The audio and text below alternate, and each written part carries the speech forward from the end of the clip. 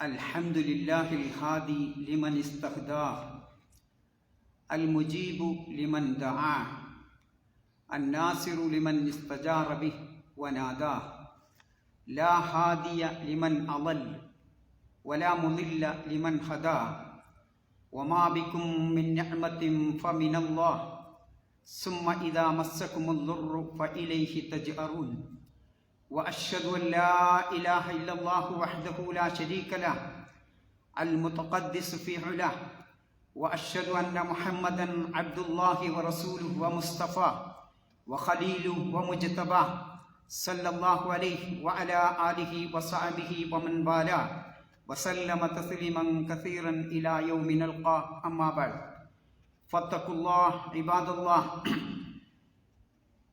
أعوذ بالله من الشيطان الرجيم يقلب الله الليل والنهار إن في ذلك لعبرة لأولي الأبصار عباد الله أوصيكم بتقوى الله വിശ്വാസികളെ റബ്ബ് തമ്പുരാൻ്റെ വിധിവിലക്കുകൾ ജീവിതത്തിലുടനീളം പാലിച്ച് ജീവിക്കണമേ എന്ന് എല്ലാവരോടും വസിയത്ത് ചെയ്യുന്നു. വത്തഖുല്ലാഹ് മസ്തതഅ്തും. സഹോദരന്മാരെ, അതിശക്തമായ കടുത്ത ചൂടുള്ള ദിനങ്ങളിലൂടെയാണ് നാം കടന്നു പോകുന്നത്. 50 ഡിഗ്രിയും അതിൻ്റെ മുകളിലുമൊക്കെ. ഇവിടെ സാധാരണ മനുഷ്യർ ഒരു കാലത്തിൻ്റെ പ്രതിഭാസമായിട്ടാണ് ഇതിനെ കണക്കാക്കാറുള്ളത്. എന്നാൽ ഒരു വിശ്വാസിക്ക് ഇതിൽ വലിയ പാഠങ്ങളുണ്ട് എന്നതാണ് വിശുദ്ധ ഖുർആനും പ്രവാചകന്റെ സുന്നത്തും നമ്മെ പഠിപ്പിക്കുന്നത്. അല്ലാഹു സുബ്ഹാനഹു വ തആല ഈ ഐഹിക ജീവിതം ഒരുപാട് പരീക്ഷണങ്ങളും കഷ്ടപ്പാടുകളും ബുദ്ധിമുട്ടുകളും പ്രയാസങ്ങളും ക്ലേശങ്ങളും നിറഞ്ഞതാക്കി സൃഷ്ടിച്ചു വച്ചിരിക്കുകയാണ്. അഥവാ ഈ ഐഹിക ജീവിതത്തിന്റെ പ്രകൃതി അങ്ങനെയാണ്. എന്തുകൊണ്ടാണ് സഹോദരന്മാരെ അല്ലാഹു തആല ഈ ഐഹിക ജീവിതത്തിന് ഇങ്ങനെ ഗുണങ്ങൾ നൽകിയത്?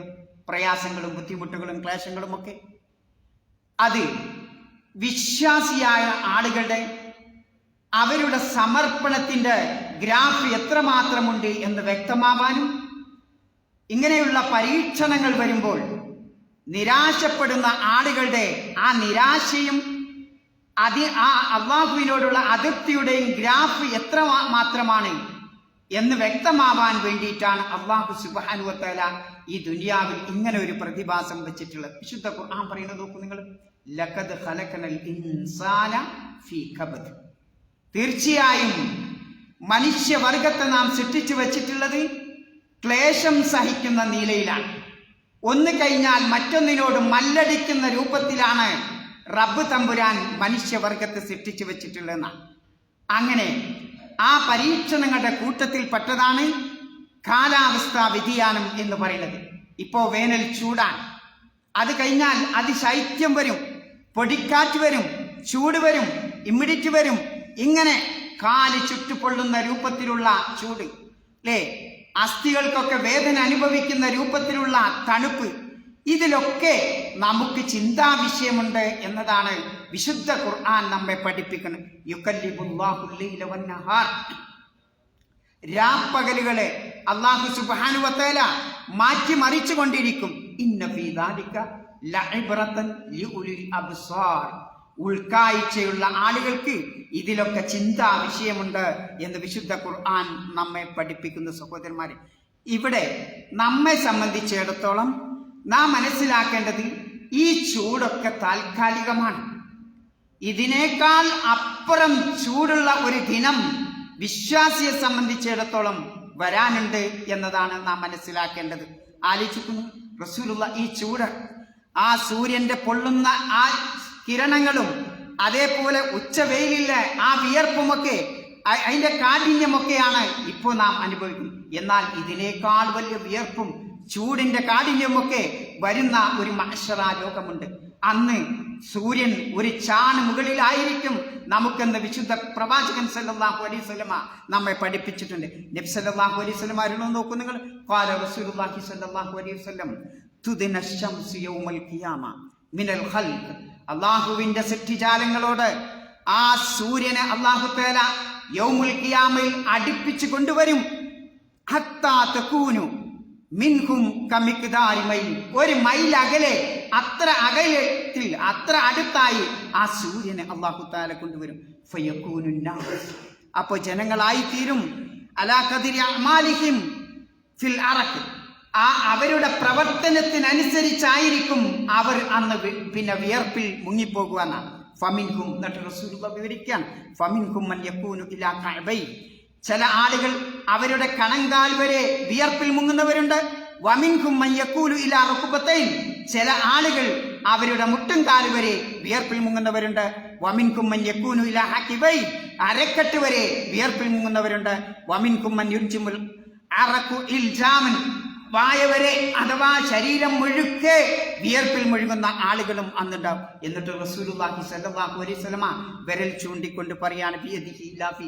വായ വരെ അത്രത്തോളം വിയർപ്പിൽ മുഴുകുന്ന ആ ഒരു ദിവസം വരാനുണ്ടെന്ന് റസൂലുള്ളാഹി സ്വല്ലല്ലാഹു അലൈഹി വസല്ലമ വിവരിക്കുന്നത് കാണാൻ സാധിക്കും. സഹോദരന്മാരെ, ഇവിടെ ഈ ചൂട് യഥാർത്ഥത്തിൽ നമ്മൾ ഈ അനുഭവിക്കുന്ന ഈ ദുഷ്കരമായ ഈ ചൂട് അതിനേക്കാൾ ഭയങ്കരമാണ് പരലോകത്ത് വരാനുള്ള ആ കഠിനമായ ശക്തമായ ചൂട് എന്നുള്ള.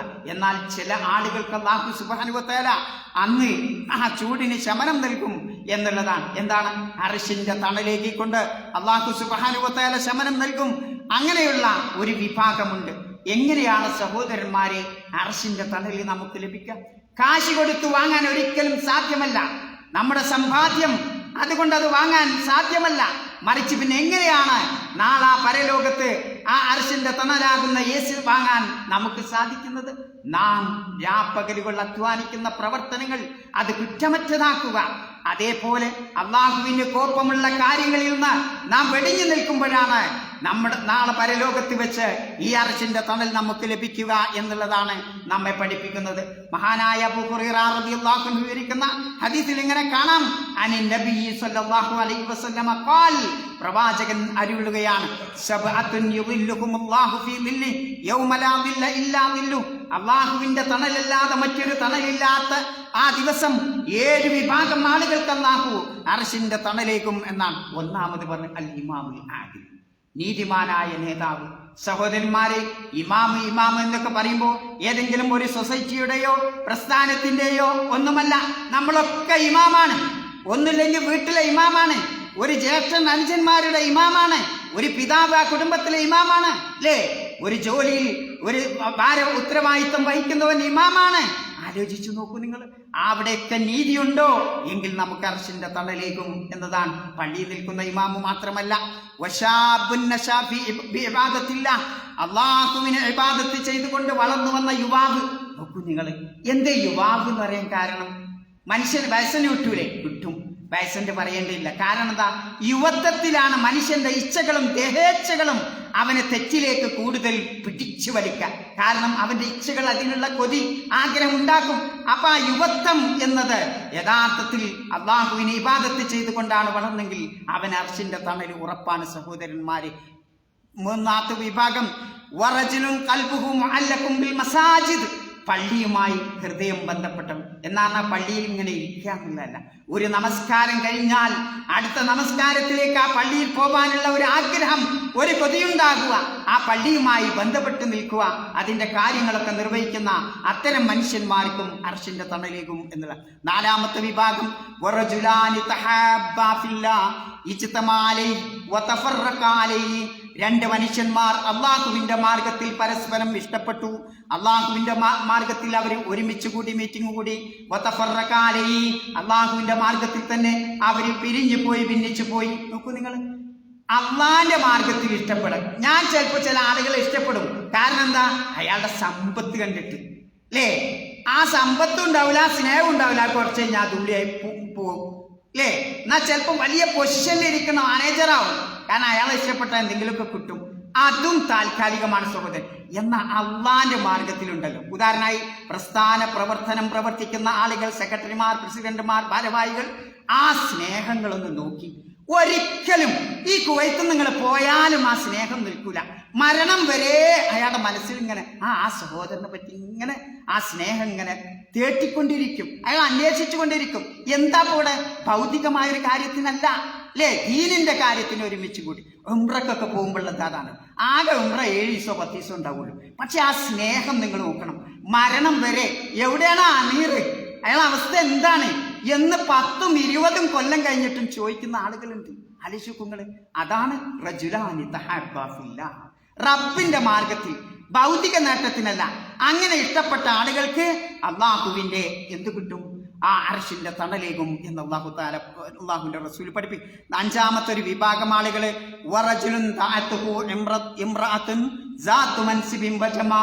വളരെ സൗന്ദര്യമുള്ള, വളരെ പൊസിഷനുള്ള, ഉന്നത സ്ഥാനമുള്ള, തറവാടുള്ള ഒരു സ്ത്രീ വേണ്ടാവൃത്തിക്ക് വിളിച്ചിട്ട് ആ മനുഷ്യൻ പറയാൻ, ഇന്നി അഖാഫുല്ലാഹ്, ഞാൻ അള്ളാഹുവിനെ ഭയപ്പെടും. എനിക്ക് സാധിക്കൂല എന്നല്ല, ഞാൻ യുവാവാണ്, എനിക്ക് വേണ്ടാവൃത്തിക്ക് സാധിക്കും, പക്ഷെ സാധിക്കൂല എന്നല്ല പറഞ്ഞത്. മറിച്ചെന്താ, എനിക്ക് സാധിക്കും, പക്ഷേ ഞാൻ അള്ളാഹിനെ ഭയപ്പെടുന്നു, അള്ളാഹിന്റെ ശിക്ഷ ഭയപ്പെടുന്നു. അങ്ങനെ പറഞ്ഞുകൊണ്ട് ആ വേണ്ടാവൃത്തിയിൽ നിന്ന് പിന്നോട്ടടിച്ചാൽ, തെറ്റ് ചെയ്യാനുള്ള അവസരങ്ങൾ കിട്ടിയിട്ട് ആ തെറ്റ് ചെയ്യാതെ റബ്ബിനെ ഭയപ്പെട്ടുകൊണ്ട് പിന്നോട്ട് പോയാൽ, ഭൗതിക ക്യാമറകളല്ല, അതാണ് നാം മനസ്സിലാക്കുക. ക്യാമറ ഉണ്ടെങ്കിൽ നമ്മൾ തെറ്റിയില്ല, പക്ഷേ ആ ക്യാമറകളല്ല, റബ്ബിന്റെ ക്യാമറ കാണുന്നുണ്ട്, അത് നിരീക്ഷിക്കുന്നുണ്ട്. ആ റബ്ബിന്റെ ശിക്ഷയെ ഞാൻ ഭയപ്പെടുന്നു, അല്ലേ, അള്ളാഹുവിന്റെ തൃപ്തിയില്ലായ്മയെ ഞാൻ ഭയപ്പെടുന്നു എന്ന് പറഞ്ഞുകൊണ്ട് ആ തെറ്റിൽ നിന്ന് പിന്തിരിഞ്ഞു നിൽക്കുന്നെങ്കിൽ അവനും അർശിന്റെ തണലേകും. 6ാമത്തെ വിഭാഗം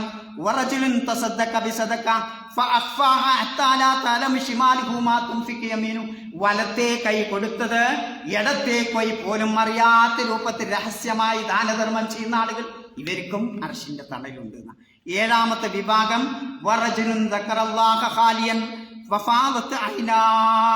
ഒഴിഞ്ഞിരുന്നു കൊണ്ട്, ആരുമില്ലാത്ത ഒഴിഞ്ഞിരുന്നു കൊണ്ട് റബ്ബിനെ ഓർത്തുകൊണ്ട് കരയുന്ന മനുഷ്യന്മാർ. അലിച്ചുക്കുങ്ങള് അല്ലേ, ഒഴിഞ്ഞിരുന്ന ആരുമില്ലെങ്കിൽ, റൂമിൽ ആരുമില്ലെങ്കിൽ ചിലപ്പോൾ നമ്മൾ ജമാഅത്തിനൊന്നും പോവില്ല, അല്ലേ, എല്ലാവരും ഉണ്ടെങ്കിൽ ഓളത്തിനനുസരിച്ചായിട്ട് പോകും. അവിടെയാണ് വിഷയം കിടക്കുന്നത്. നമ്മുടെ മനസ്സാണ് അവിടെ നോക്കുന്നത്, അല്ലേ. നമുക്ക് എത്രമാത്രം ഖശ്യത്തുള്ളുണ്ട്, എത്ര ഭക്തിയുണ്ട് എന്ന് ഒറ്റയ്ക്കിരിക്കുമ്പോൾ അയാൾ ഖുർആൻ ഓതുന്നുണ്ടോ, റബ്ബിനെ ഓർത്തുകൊണ്ട് അയാൾ കരയുന്നുണ്ടോ എന്ന് നാം മനസ്സിലാക്കാം. അങ്ങനെ ഉണ്ടെങ്കിൽ അയാൾക്ക് അർശിന്റെ തണലേകുമെന്ന് പ്രവാചകൻ സല്ലല്ലാഹു അലൈഹി വസല്ലമ നമ്മെ പഠിപ്പിക്കുന്നുണ്ട് സഹോദരന്മാരെ. അതുകൊണ്ട് അർശിന്റെ തണലേകുന്ന ഈ ചൂട് നമുക്ക് അർശിന്റെ തണലേകുന്ന ആ വിഭാഗത്തിലേക്ക്, ഏതെങ്കിലും ഒരു വിഭാഗത്തിലേക്ക് നമ്മൾ നയിക്കുന്നുണ്ടോ ഇല്ലേ എന്ന് നാം ആത്മവിചാരണ ചെയ്യേണ്ട അവസരത്തിലൂടെയാണ് നാം കടന്നു പോകുന്നത്. അങ്ങനെ ആത്മവിചാരണ ചെയ്യുന്ന സത്യവിശ്വാസികളുടെ കൂട്ടത്തിൽ റബ്ബ് തമ്പുരാൻ നമ്മെ ഉൾപ്പെടുത്തി അനുഗ്രഹിക്കുമാറാവട്ടെ. അസ്തഗ്ഫിറുല്ലാഹ് വസ്തഗ്ഫിറുഹു.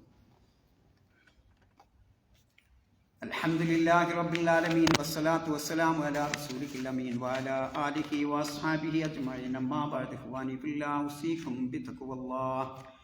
സഹോദരന്മാരെ, അതിശക്തമായ ചൂടുണ്ടാവുമ്പോൾ ആ ചൂടിന്റെ ഏത് പറഞ്ഞുകൊണ്ട് ചിലപ്പോൾ നമ്മൾ നമസ്കാരം, ജമാഅത്ത്, ജുമാ എന്നൊക്കെ, പിന്നെ ചൂടാണ് ചങ്ങായി, ജുമാക്കൊന്നും പോകാൻ കഴിയില്ല, നമസ്കാരത്തിനും പള്ളി കാലടെ എടുത്തുവെക്കാൻ കഴിയില്ല, അല്ലേ. യഥാർത്ഥത്തിൽ ഒരു വിശ്വാസിക്ക് വേണ്ടത് അതിശക്തമായ ചൂട്. അല്ലാഹു തആല നമുക്ക് നൽകുന്നത് നമ്മളിൽ കാപട്യത്തിന്റെ സ്വഭാവം ഉണ്ടോ എന്നറിയാനാണ്. നോക്കൂ നിങ്ങൾ, പിന്നെ സ്വഹാബത്തിന്റെ ചരിത്രം നിങ്ങൾ ആലോചിച്ചു നോക്കൂ. അതിശക്തമായ ചൂടിലാണ് അവർ ജിഹാദിന് പോകുന്നത്, അതിശക്തമായ ചൂടും വിയർപ്പിലുമാണ് അവർ ജമാഅത്തിനെത്തുന്നത്. അവരാരും ആ സമയത്ത് ജമാഅത്തിൽ നിന്ന് പിന്തിരിഞ്ഞില്ല.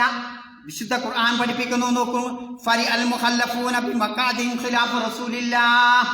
അള്ളാഹുവിന്റെ റസൂലിന്റെ കൽപ്പനയ്ക്ക് ധിക്കാരം പ്രവർത്തിച്ച് തങ്ങളുടെ സീറ്റിൽ നിന്ന് ഇരുന്നു കൊണ്ട് യുദ്ധത്തിന് പോവാതെ, തബൂക്ക് യുദ്ധത്തിന് പോവാതെ പിന്തിരിഞ്ഞ ആളുകൾ സന്തുഷ്ടരാണ്. എന്താണ് അവർ പറഞ്ഞത്?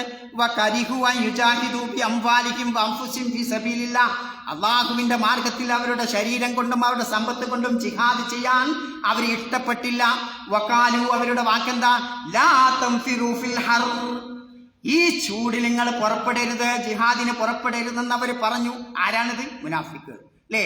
കുൽ, പറയുക പ്രവാചകരെ, നാറു ജഹന്നമ അശദ്ദു ഹർറ, നരകത്തിന്റെ തീ അതിശക്തമാണ്, അത് കഠിനമാണ്. ലൗ കാനൂ യഫ്ഖഹൂൻ, അവരിത് ശരിക്കും മനസ്സിലാക്കുകയാണെങ്കിൽ. അപ്പൊ കഠിനമായ ആ ചൂടിൽ നമ്മളൊക്കെ ഇപ്പൊ ഇങ്ങനെ കുടുംബം പോറ്റാൻ വേണ്ടിയിട്ടാണല്ലോ ഇവിടെ ഈ നട്ടുച്ച വെയിലത്ത് പുറത്തു നിന്ന് കൊണ്ട് ജോലി ചെയ്യുന്ന, പ്രത്യേകിച്ചും നവാഫ ജോലിയൊക്കെ ചെയ്യുന്ന എത്ര ആളുകൾ വിയർപ്പിൽ ഇങ്ങനെ മുങ്ങുണ്ട്.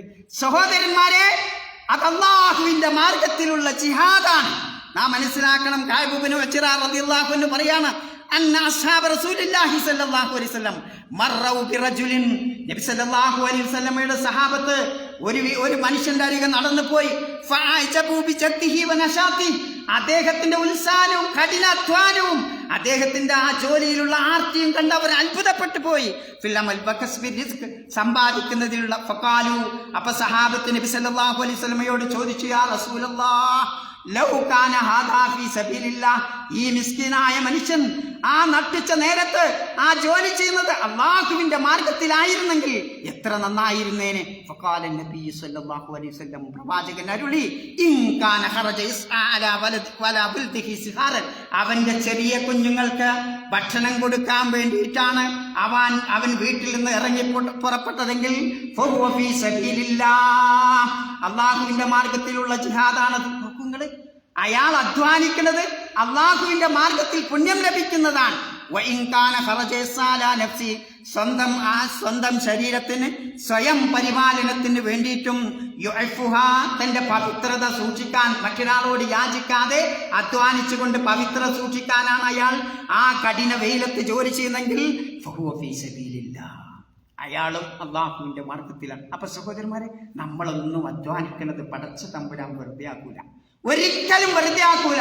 ആ അർശിന്റെ തണലിൽ നിങ്ങളുടെ നിയ്യത്ത് നിഷ്കളങ്കമാണോ എങ്കിൽ, ഹറാമ് കലരാത്ത ഹലാലിന്റെ മാർഗത്തിലാണോ നിങ്ങൾ അധ്വാനിക്കുന്നെങ്കിൽ, റബ്ബ് തമ്പുരാൻ നമ്മുടെ അത് അമല് സ്വീകരിക്കുക തന്നെ ചെയ്യും. അങ്ങനെ അമല് സ്വീകരിക്കുന്ന ആ ഭക്തന്മാരുടെ കൂട്ടത്തിൽ റബ്ബ് തമ്പുരാൻ നമ്മെ ഉൾപ്പെടുത്തി അനുഗ്രഹിക്കുമാറാവട്ടെ.